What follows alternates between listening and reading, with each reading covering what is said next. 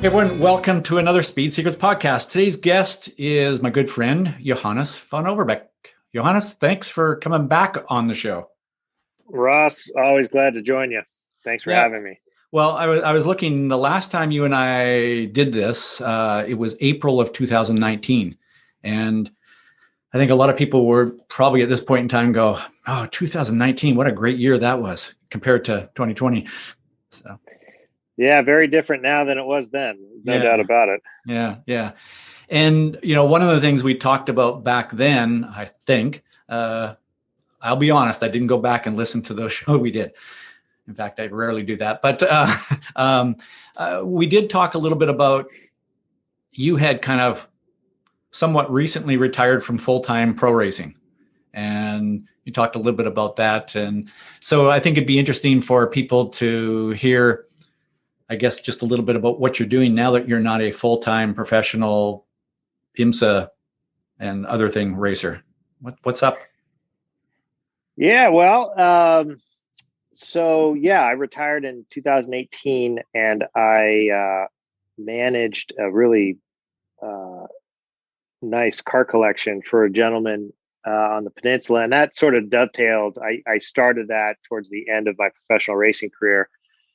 And it's, roughly $150 million car collection, and has a McLaren F1 and a Le Mans winning 275 Ferrari and some really cool stuff. Ken Miles championship winning 289 Cobra before anybody outside of racing knew who Ken Miles was. Wow, cool. And these are all cars that I got to drive and but most importantly, make better.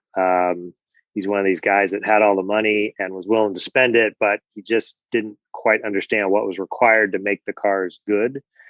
So I got in and made a bunch of changes, but made them reliable and nice to drive, which was a revelation to him that you could have a reliable car. And I would have conversations. Hey, this car won Le Mans 1960, whatever.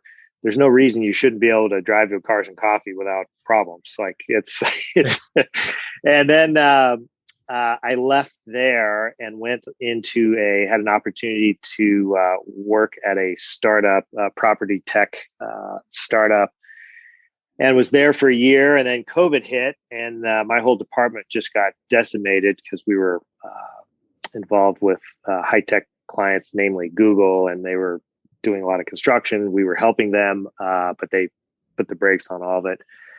And then since then, I've been involved in a bunch of project-based work, which has been a lot of fun, primarily focused in the automotive space. So I've continued to coach. I write articles and some features for Excellence Magazine, which is a Porsche-specific magazine.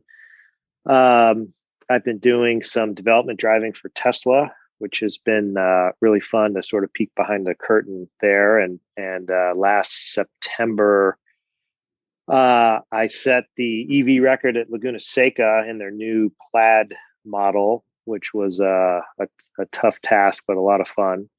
And done a little bit with yours truly at Garmin, which has been good. And then sort of the last piece that's been taking up some time is my fellow podcast guest, Craig Watkins, engineer at Flying Lizard. We have been bringing in these Dutch dampers.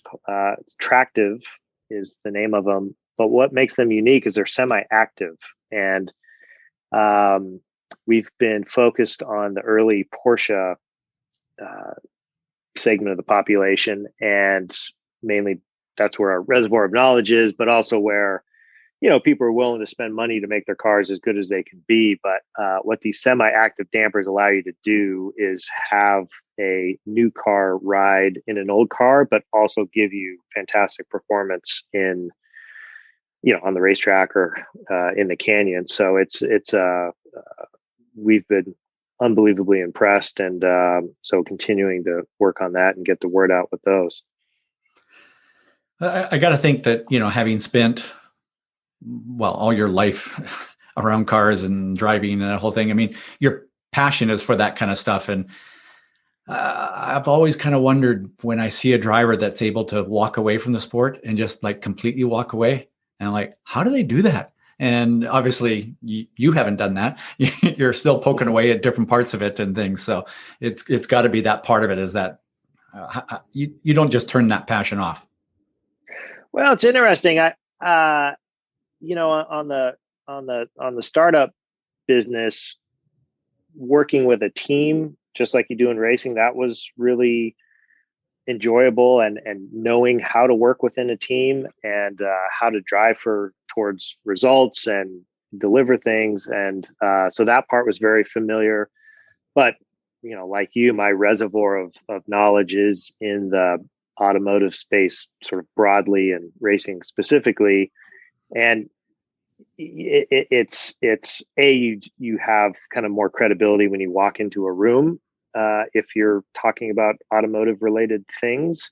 So that's helpful, but also you just have this, in my case, lifelong love of everything automotive, and in particular the high performance end of it.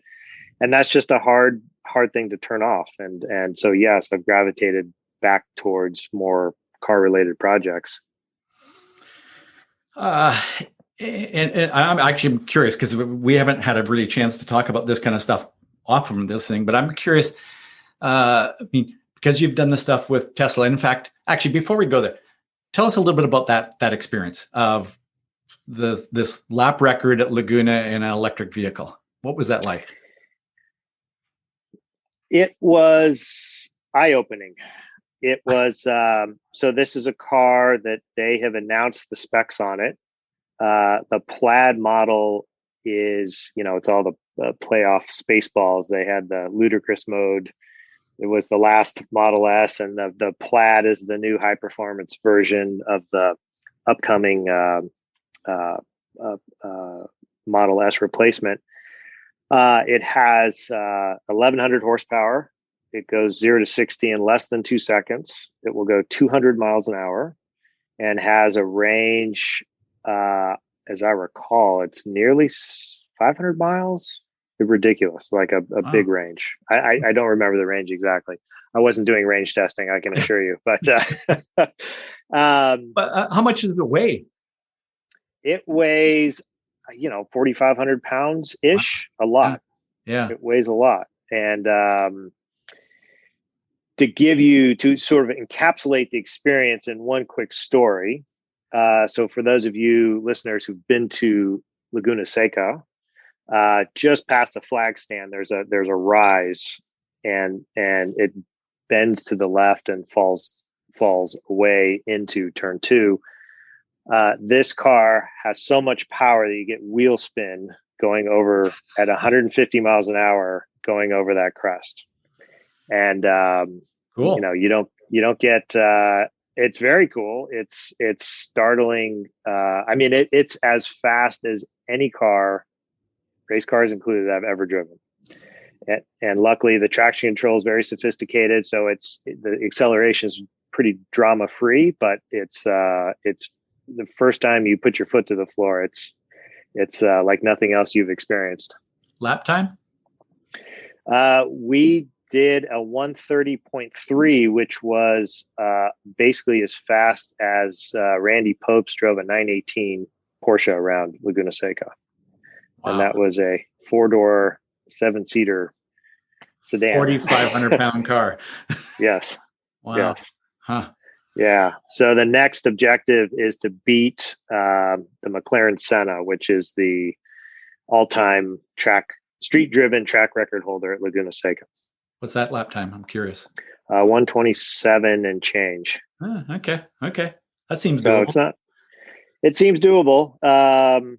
So, we certainly have some more work to do to get there, but the Tesla guys are bright, and Elon Musk is not one to back down from challenges. So I suspect it'll get done.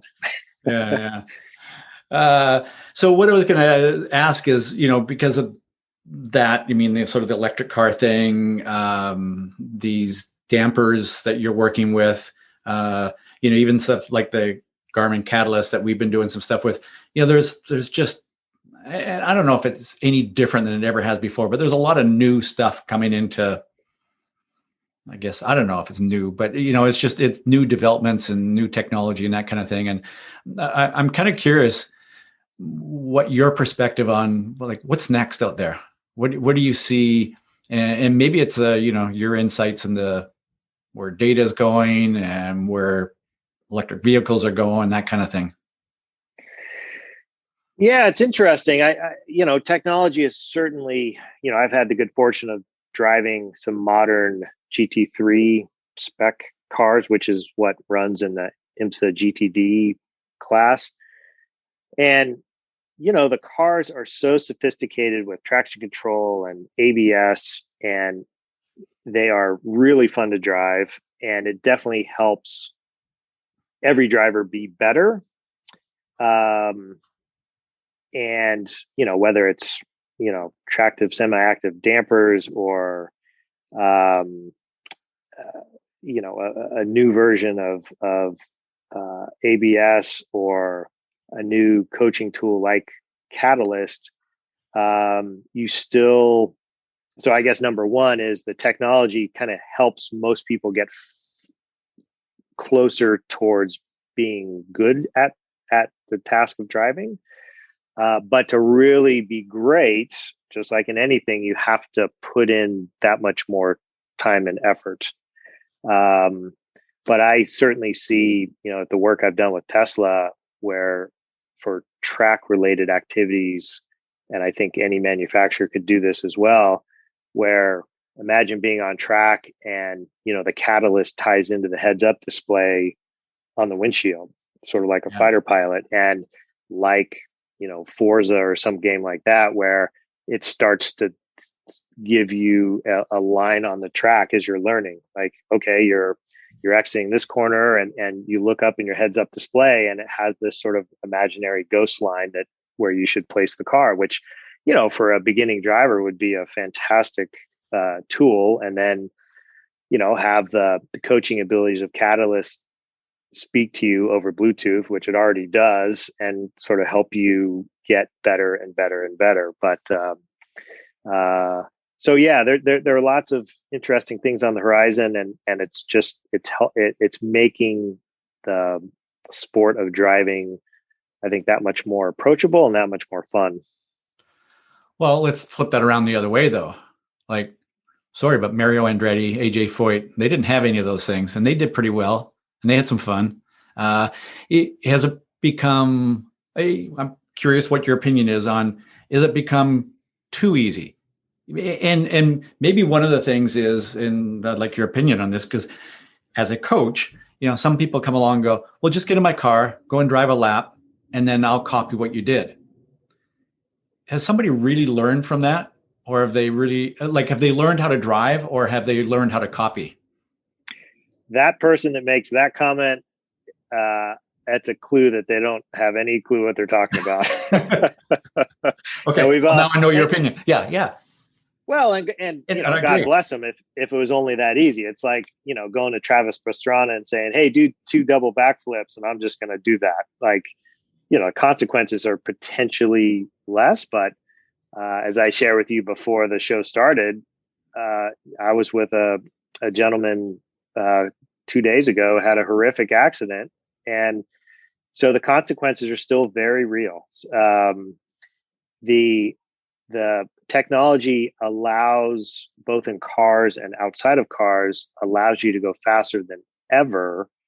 And we live in a bit of a padded world where you can get away, you can hit a tree at 35 miles an hour head on and walk away. And maybe your baseball hat's askew, but you're fine. But you try that in a, 1965 Mustang, and it's probably game over. So, things are safer. That's great. But the consequences are still very real if you get it wrong. And these new cars seem to defy physics, but in the end you don't. So it's the unwise person that thinks it's easy, and you can just jump in and do what Ross Bentley does around a racetrack, and after watching one lap.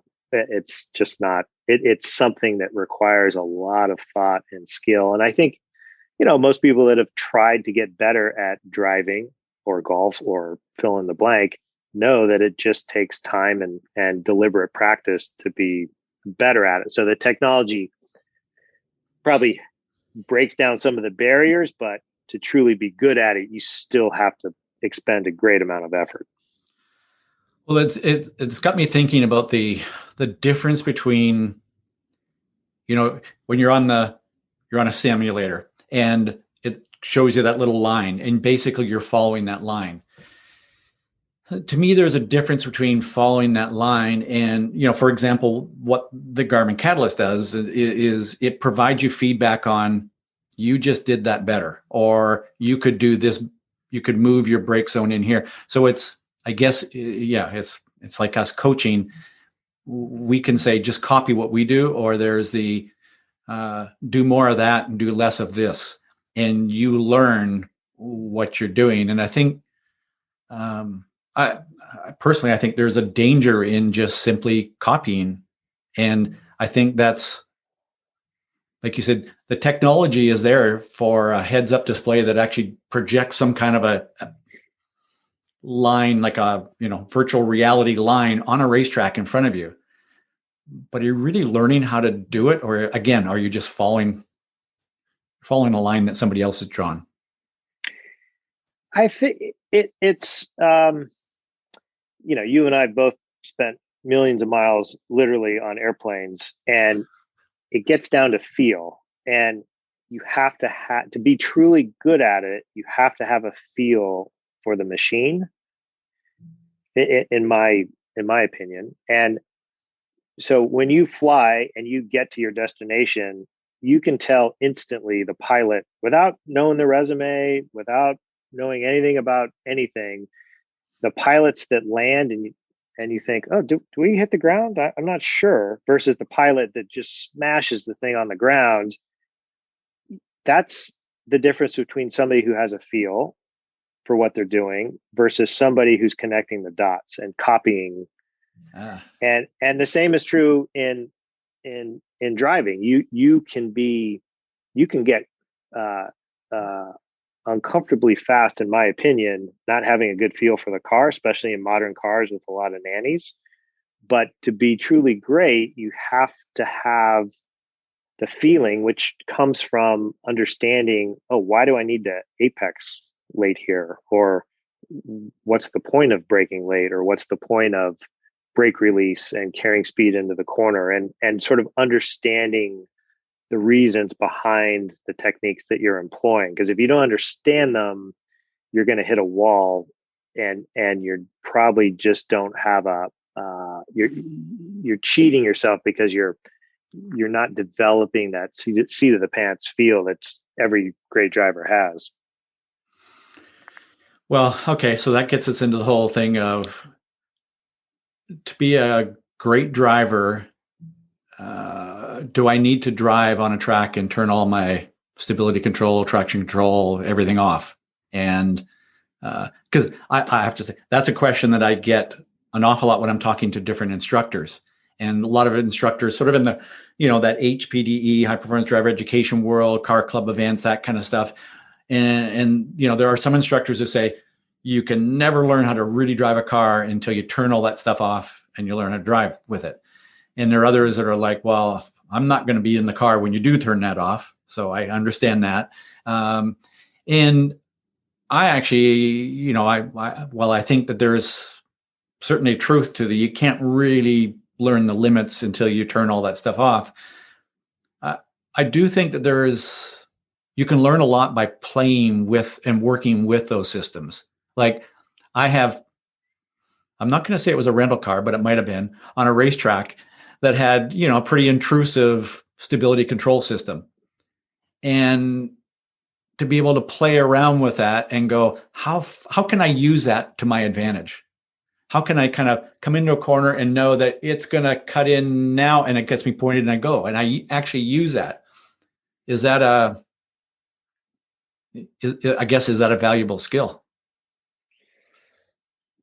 Yeah, at some point, you being the person who's trying to get better at driving needs to learn car control. And whether that's in your new 500 horsepower GT3 on a racetrack, or is that in a wet parking lot or on a snowy autocross or some sort of rally type school? I mean, car control is at the core required to be good at driving on the racetrack, whether you're racing or time trialing or track days. It's just a prerequisite, and every driver should have a good handle on how to control a car when it's out of control or going out of control. And in terms of some of those technologies, especially in the more modern cars, to your point, they have various, there's the standard mode, there's a sport mode and a sport plus, and and all those modes allow you kind of basically more and more yaw before it interrupts. And to your point, it could be hugely useful, but still provide a safety net in case you kind of overdo it. But if you don't have car control basics prior to that, you don't realize, wow, that really saved me, versus, oh, that was just a little kind of interruption. So it's sort of understanding what it's preventing. And someone new to the sport and new to a high horsepower car, for example, the little things that the car is doing, you may not realize how big of a help that really truly was. And, if somebody wanted to turn off their traction control in their new fill in the blank car, I'm not going to be in the car when that happens. And it really has to do with their risk tolerance and their ability to replace the car or fix it if it goes wrong. And, ultimately that's the best way to do it. But, not everybody can take a chance of sailing off the track in a $200,000 car and, sleep well the next night. So it really has to do with probably the track, but also the consequences if something went wrong.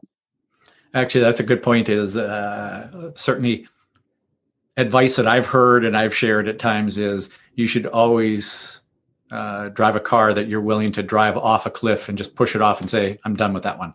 And if you're not, you're never going to really learn how to drive. And I guess maybe this comes back to, for me, it's hard to believe, but there are some people that drive on tracks not for the purpose of learning to be a better driver.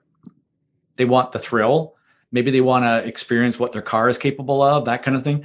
To me, driving on a track is all about, well, how can I get better at this? But I also understand that I'm not normal and there are other people who have different reasons for it. But for somebody that really wants to learn how to be a better driver, that advice of, if you're not willing to toss it off a cliff, you can't live with that, then that's maybe not the car you should be driving. Thoughts? Oh, that's right. I mean, I remember my dad from the time I was a little kid, his attitude was, you should never get in a car you're not willing to crash in, which is what you're saying. And it's very true. And that's why Miatas are so popular. That's why the answer to every question is Miata. Yeah. Yes. Yeah. Well, it's interesting. And actually, we touched on this before we got started here, but I had some friends talking to me about, they've been renting rides in, some teams in various forms of the sort of the low budget endurance racing, which I think is kind of a weird term, low budget in racing. But, and now they're like, I'm going to start my own team. And all I know is that I'm going to say, I don't know, at least 80% of the people that I know who said, that's it, I'm going to go start my own team because it's going to save me money and it's going to be better experience, all that stuff. I'm going to say 80% of them regretted it later. And I'm just kind of wondering what your thoughts are on that. Yeah, it's especially racers. They sort of have this attitude, I can do it better and faster and cheaper. And it's part of the whatever the sauce is that makes people attracted to driving fast.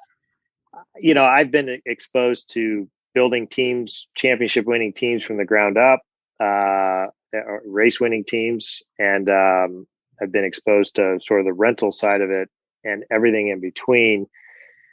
And, there's no one size fits all for sure. And I would say, do you rent or do you build your own team? It really depends on what your objective is.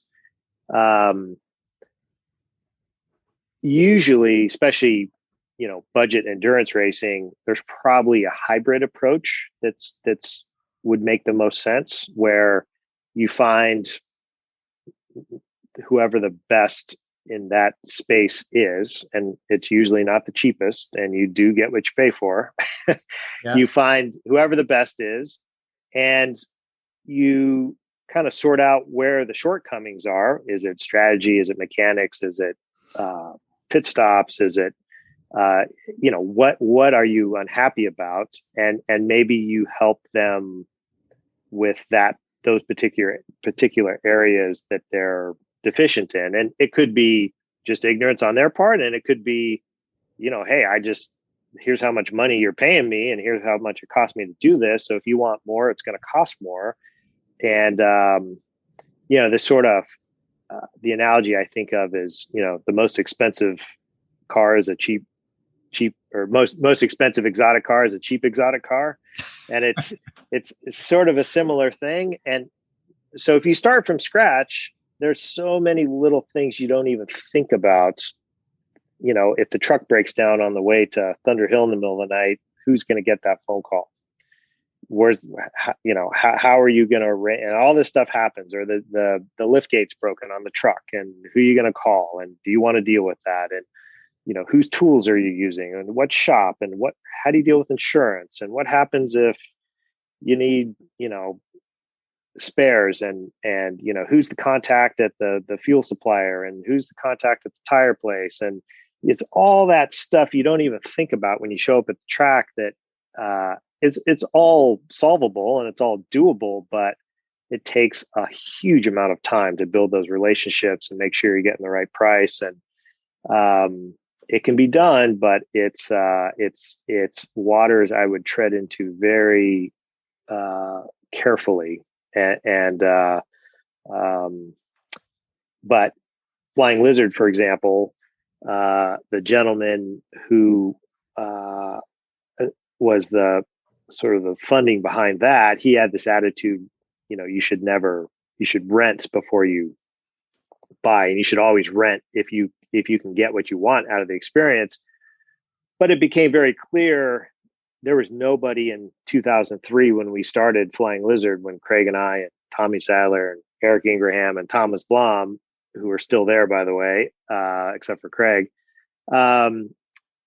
there was just nobody in business at the time that could support the vision that Flying Lizard later went on to become. Nobody could dedicate those sorts of resources. And it wasn't so much of a money thing. It just was a conflict of attitudes of the available teams at the time that could support that kind of ambition. And, money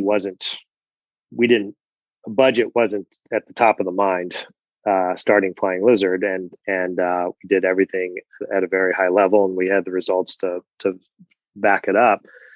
But anything less than that, when you do have a budget, it's like I'm going through a remodel of my house. It's always more expensive and always costs more and always takes longer, and the same for a race team. So I would caution people to really think and ask a lot of questions before jumping into team ownership. I don't think anybody has ever said, I'm going to start a team because I can do it for less money, and then actually had that happen. I think everyone that's ever started a team thinking that they're going to do it for less money ends up spending more money. It can't be any other way. Yeah. And I guarantee to you, the people that are supporting cars at local club races, they're not getting rich. They're working 10, 12 hours a day. The good guys are working 10, 12 hours a day, and they're making a living, and they're doing it for the joy of it. But, there's nothing easy about it. And finding good help, it's very tough. Yeah. I mean, ultimately for those people like prep shops and things, it's a passion business, right? It's what they love to do. And, I think some of them, like myself, would also say, it's the only thing I know. Like, I'm unemployable anywhere else, right? So this is Right. what I'm going to do. So they find a way to make that work. But yeah, there's very few of them becoming. There are very few Roger Penske's in the world who have made huge amounts of money because of their motorsport involvement. Yeah, but the case of Penske, he had other businesses to sort of leverage, Right. racing and his businesses. He did a great job of sort of leveraging them to help build this big empire. And that guy's a force of nature. There's no doubt. So yeah, it's something that should be very carefully thought about, and like anything, write a business plan, and at the end of that business plan, do a real business plan. At the end of it's still exciting. Well, maybe you should try it out. But if chances are you'll get a quarter of the way into it and throw up your hands and say, all right, who should I call to run my car at the next event? Well, but so I agree. But at the same time, I kind of go, I can write a business plan that looks great for any business. Well, you got to be realistic, Ross. You've got to be realistic. I think that's the key thing, because I think that, a lot of business plans are written by people who have a passion for wanting to do whatever this is. So they make the business plan fit their vision. And actually, I mean, that's something that I have experienced is people coming into motorsport who have been incredibly successful in other areas, in other businesses and things like that. And they think that motorsport businesses should run the same way. And, you and I worked on a team a few years ago. And I think successful business people think that all businesses are going to be successful if you do the exact same thing. And I'm not saying that racing is different, but it's kind of different at times. Yeah, no, it's different. I mean, the similarities are, you have to have a good team. Yep. So if you think of, you just got back from Daytona. So, you look at running a car at Daytona and you think of all the various activities that make that possible. Mind-boggling. Yeah. So if you take everybody's responsibility and sort of create a bucket, so you have the driver and the tire changer and the fuel person and the strategist and the engineer, the team that kind of fills those buckets more than any other team, that's the team that's going to win. And there's luck, for sure. There's luck. But the stuff you can control, you have to make sure you are controlling it 100%. And the stuff that's out of your control, you get a puncture with, 2 laps to go and you lose the race. Like, what are you going to do? Okay. And so the sort of the team aspect in terms of building a good team and making sure all the roles that are required, you have you have A players and all of them. You need to have objectives. You need to hold people accountable when they fall short of those objectives. You need to have a sense of urgency, which seems like the bigger and older businesses get, the less sense of urgency. And I mentioned earlier, I worked for this startup and they raised $2 billion. And the guy that hired me, who was a division president, said, you're not going to believe how fast things move around here. And we want you to move fast and make mistakes. And I thought, yeah, we'll see. And it was like watching grass grow compared to racing. I mean, the time it took to get, and it was considered very fast relative to older businesses, but compared to racing, it was again, it's like watching grass grow. So there are definitely a lot of similarities between business and racing, but to your point, it's also it's like a turbocharged version of a very good competitive business. It's just even more. Well, really interesting stuff there, and there are so many things, but that are the same, and some things that are a little bit different. But the key thing is the people, But the one thing that I think has been interesting, my observation, for a lot of people coming into the sport who want to apply their other experiences is, in their business, they would never make that decision. But in motorsport, all of a sudden they get caught up in the passion, the excitement, the enthusiasm, and they make decisions and go, and you're looking at going, would you have made that in your own business? And they're like, well, no. Well, why did you make it here? So give me an example of that kind of decision. Let me think of where maybe somebody has come into the sport and they're thinking, well, we're gonna this new team owner is gonna buy this new piece of equipment, and there's no kind of due diligence done. It's just, well, let's just buy it. Let's just do that. And I think that, somebody else, if that was the same kind of thing in their own company, they probably would have said, okay, we need, and maybe it's the taking more time, but they would have taken more time to think about it and going, is this truly going to pay off in the long run? And, could be as simple as that. And yet in this case, it's just like, that's a bright, shiny new car. It's fast. Let me buy it. And without doing the cost benefit analysis. Yeah. Well, and that's interesting because I would say two things. One, if you have been a successful professional, in particular in business, you have a chance of having a successful team. Yes. If you've been a failure in business, there's no chance. There's no chance. Like, it's never going to happen. But to your example of not doing the proper cost benefit analysis, I've thought about this in a slightly different way. So you take fill in the blank CEO, they've got a killer business. They are the king of the castle. Everyone looks up to them.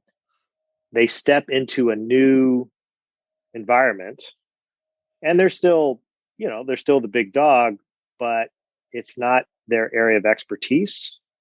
And they're afraid of showing their ignorance to kind of all the new bits and pieces that are involved with going racing.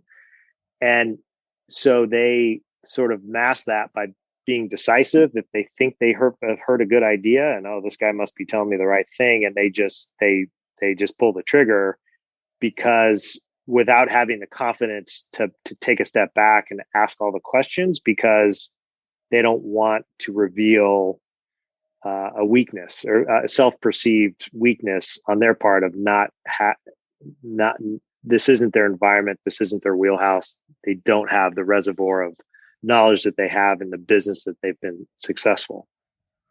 And so, yes, I agree with your comment. Because some of the worst decisions ever are the decisions made at a racetrack in between sessions when it's like, oh, we need that. Right?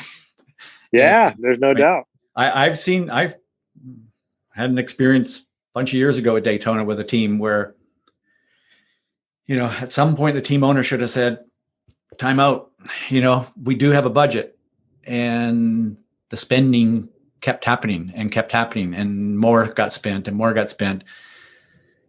And I'm pretty sure that some people never got paid that should have got paid because things were just being bought that the passion, the enthusiasm, all that stuff got in the way, and, kind of taking us back from the professional team level back to a team in a low budget endurance racing or SCCA racing, or a team that's going and doing track days. And the team is one person. You talked about having the right people in the right areas and the buckets and that kind of stuff. But some race teams, it's one person and maybe a spouse. But I still think that person needs to think about it as a team. And, there's a great business book, one of my favorite business books, The E-Myth. And it talks about building a business and thinking about your business, no matter how big it is, as you're going to create a franchise. You're going to franchise it. So you basically build it so that it could be taken that, handed off to somebody else, and all the systems, everything's in place. But in the beginning, you're wearing all the hats, right? You are the head of marketing. You're the CEO or the CEO. You're also the accountant. You're the product development person. And, it's no different with a race team. I think if you're a one-person team, you got to think about it. You're the engineer, you're the car prep guy, the marketing, whether there is any or not. But you have to think about that, because if you don't, you're going to miss something. And you're the tire guy. Oh, I got to go do my tire guy thing, which is make sure I got air in my tires. Mm-hmm. Mm-hmm. And I think it's easy to miss those things if you don't think about it in that way. No doubt. And I think what it's nobody should be surprised that racing takes a lot of money and and a lot of time.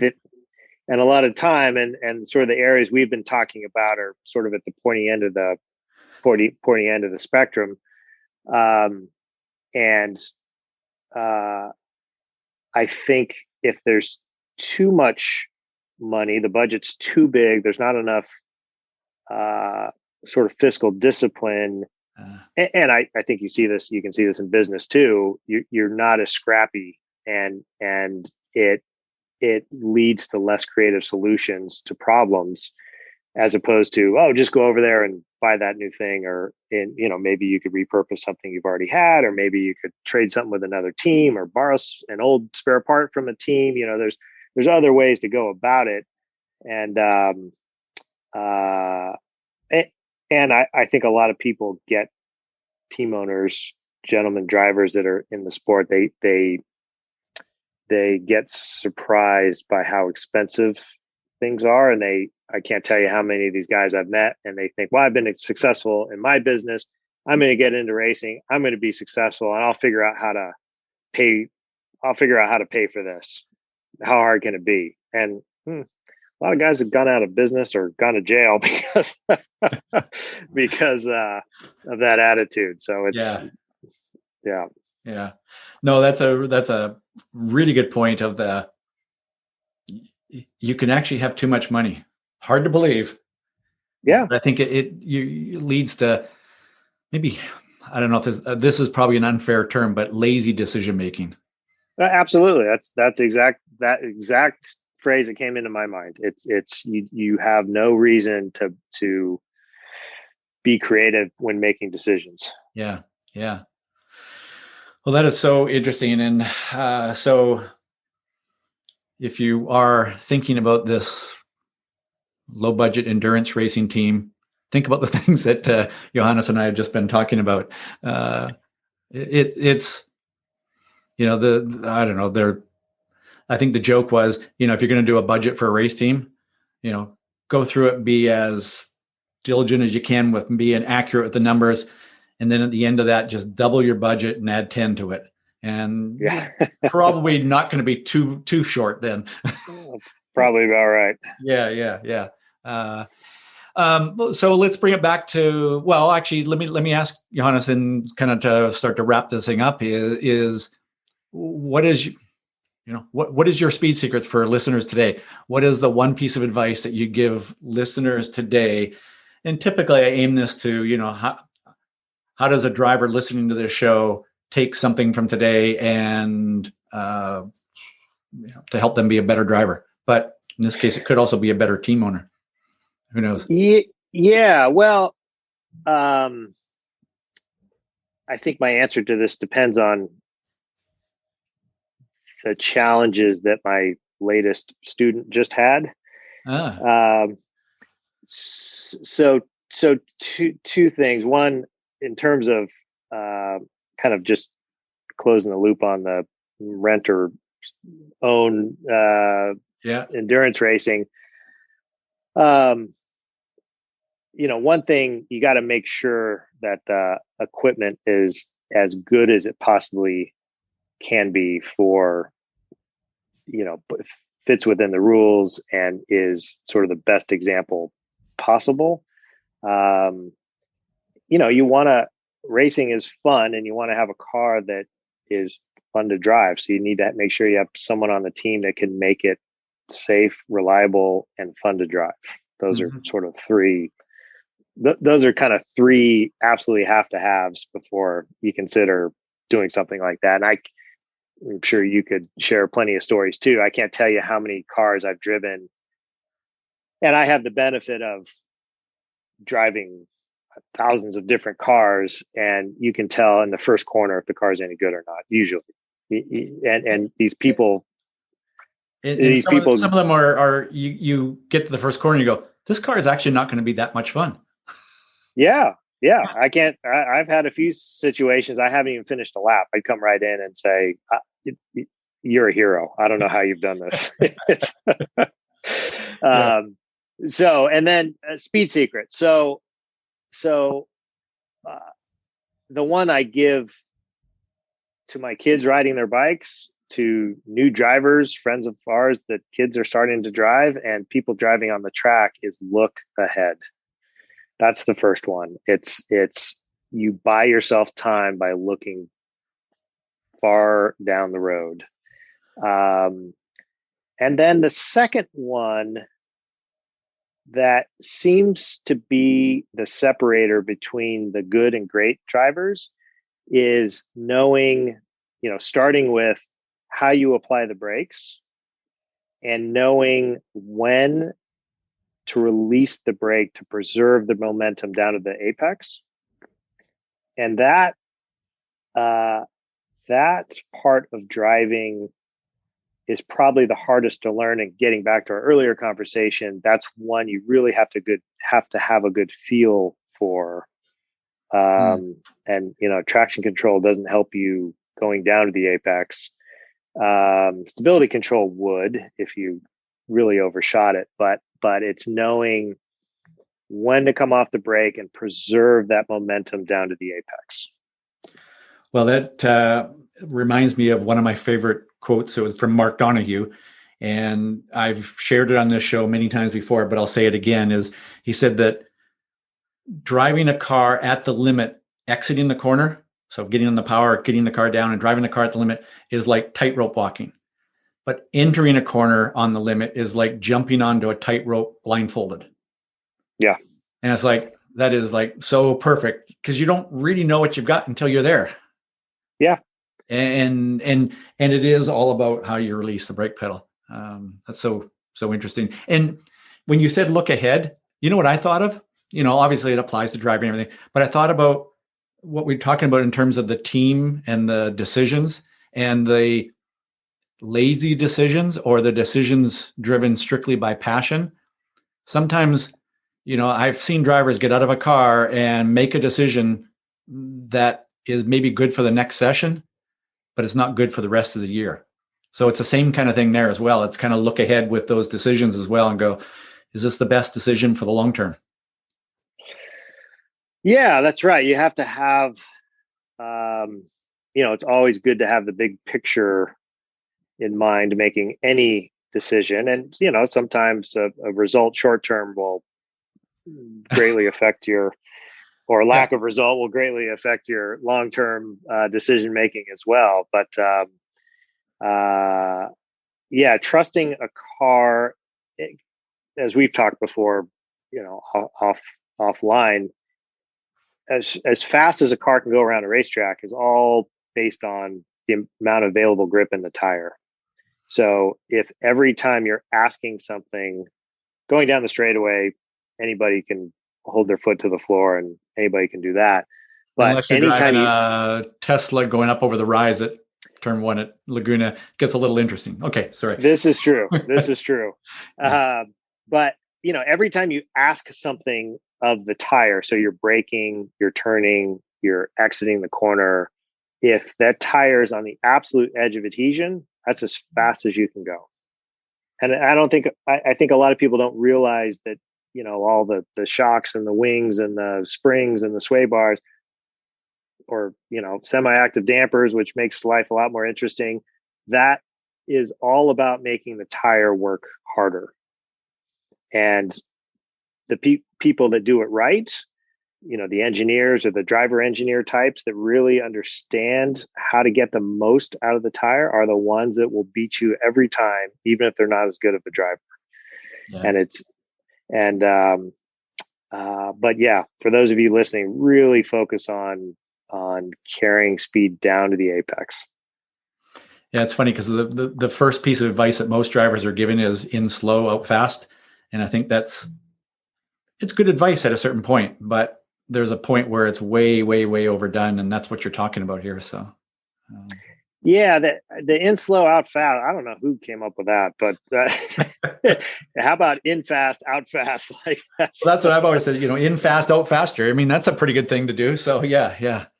Yeah, about the only time is, if it's a really tight corner and, you get off the brake too early and you understeer, then yeah, you need to back it off to get the car turned so you can get on the power. But maybe it was because of the way you came off the brake pedal to begin with. And maybe you could have carried that much speed if you'd come off the brake pedal more appropriately.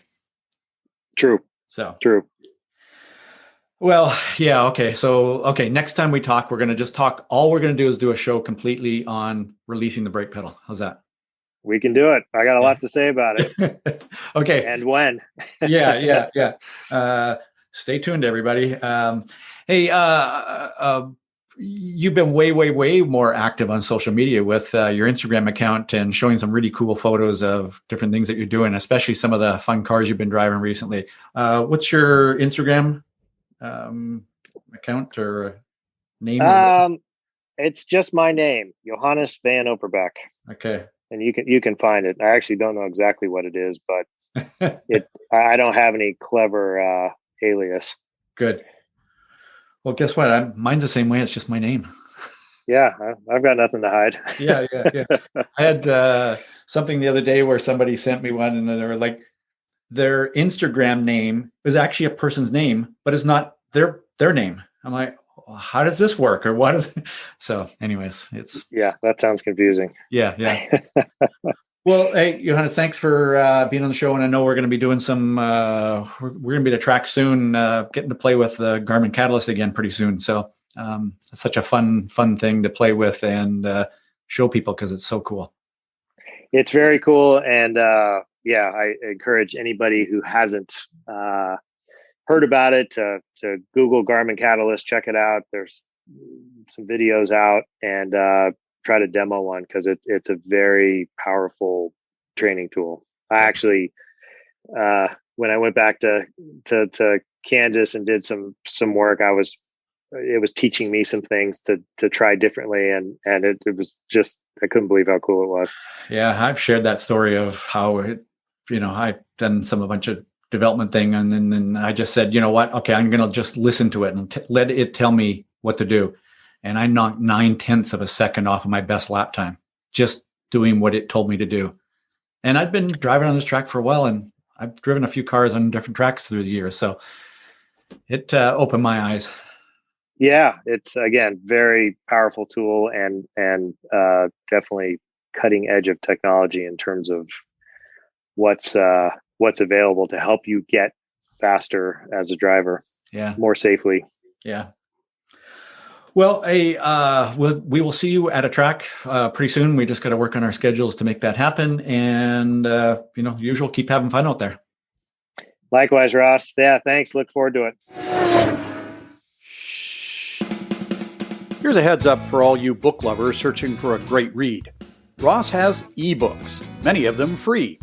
They are simple, quick reads that deliver maximum learning. Topics include tuning the shocks, or for you purists, tuning the dampers, how to use mental imagery to improve your driving, tips and advice on endurance racing, how to learn a track fast, and a very cool one that's made up of illustrations that explain driving concepts and techniques. And remember, most of them are free. Go to speedsecrets.com/ebooks to download your next read. As always, keep learning and having fun.